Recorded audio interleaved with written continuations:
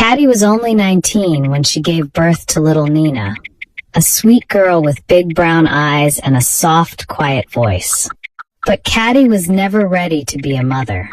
She had just been posted to serve in the NYSC program and felt a child would only hold her back. So one early morning, with her khaki uniform ironed sharp, white sneakers clean and shining, and a fitted gold wristwatch, Caddy left her village. She placed little Nina, just 4 years old, into the arms of her own aging mother, Rita, and said, "Mama, help me. I'll come back when I've made it." She never came back. Caddy in her new environment seemed to have forgotten about those she left behind. She began to misuse resources her mother worked so hard for, money for her schooling. Caddy lived her best life in the city, posting photos in restaurants, taking pictures in lounges with her friends, and showing off new clothes. She met a rich man, lied that she was an orphan, and quickly married him. She never mentioned her daughter, never sent money, never even called home. Back in the village, Nina grew under the love and discipline of Grandma Rita. Rita sold roasted maize and vegetables by the roadside just to feed Nina and send her to school. Little Nina, dark-skinned with tight cornrows and a hand-me-down school uniform, would come back home, change into her faded gown, and help Grandma hawk vegetables in the sun. Her classmates laughed and mocked her every day. "Where's your mummy? Why doesn't your mum pick you up like ours? Maybe she doesn't love you." Nina would hide behind the school block, wipe her tears with her sleeve, and whisper, "Mummy, please come and take me. I miss you." But no one came. Years passed. Rita grew weak and sick, but Nina grew strong. At just 14, she started baking simple snacks after school and selling them to her classmates. She studied hard by candlelight. At 16, she passed her exams and entered the university, using her baking business to pay her fees. One night, as she came home, she found Rita collapsed on the floor. "No, Grandma. Wake up." She held her hands. Cold. The only one who had ever loved her was gone. She knelt beside the bed, her heart breaking into pieces. "Please don't leave me. I'll make you proud. Just don't leave me now." But it was too late. At 20, Nina was a boss lady. She owned a thriving eatery with a bakery inside, and many companies in her name. Her products were in supermarkets. She became an exceptional woman. She drove a sleek red SUV and owned a clean, modern house in the city. She employed staff and helped other young girls rise. One rainy evening, as she drove back from work, she saw a woman sitting on the pavement by the road, soaked in rain, crying. Nina slowed down. She wore designer clothes, but her face was swollen from tears. Her hair was messy, her makeup ruined. Nina rolled down her window. "Are you okay, Ma?" The woman didn't look up. "My husband, he brought another woman home, kicked me out.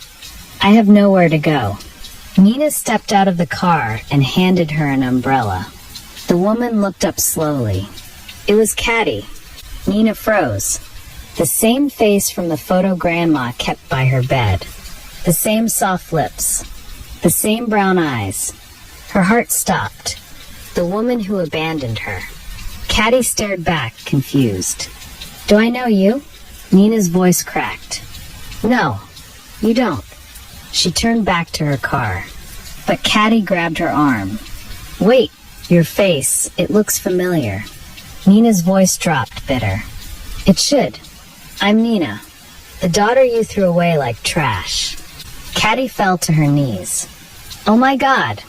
Nina, my baby." Tears rolled down Nina's cheeks, but she shook her head. "Don't call me that. I didn't mean to leave you. I was young, confused." Nina's voice rose, trembling but strong. "You lied that Grandma was dead. You married a rich man and forgot us. Grandma died suffering. I suffered, but I didn't stop." "I'm sorry," Caddy sobbed. Please forgive me. Let me be part of your life now. Nina stepped back. The rain poured harder. I begged God for years to bring you back. Just once. So I could say I love you. But you never came. Now I don't need you. Nina, please. You abandoned me. I survived. I made it without you. I don't hate you, but I've moved on. She turned, opened her car door, and paused. I'm not the little girl you left in the village anymore. That girl cried for you. This woman doesn't. And with that, she drove off, leaving Caddy on the pavement, crying in the rain.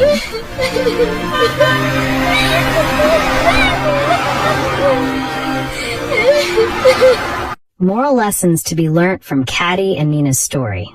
1. Never abandon your responsibility. Caddy chose freedom over motherhood, forgetting that children never forget who left. The scars of abandonment may heal, but the pain lingers for a lifetime.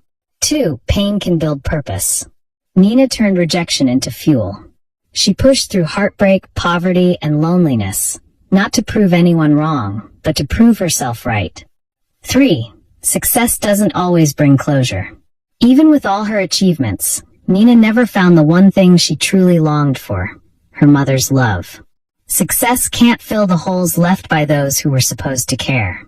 4. Regret is the price of neglect. By the time Caddy realized her mistakes, it was too late. Life rarely gives second chances to those who waste the first. 5. The real heroes are often quiet. Grandma Rita was the silent strength, the one who held the broken pieces together. She reminds us that love doesn't always come loud, but it always leaves a mark. 6. Indecency, wastefulness, and immaturity. Caddy's poor choices reflected her lack of maturity. She often dressed inappropriately, showing little self-respect, and squandered the money her mother gave her for school. Instead of growing up and taking responsibility, she abandoned her young daughter in the village with empty promises to return. Promises she never kept.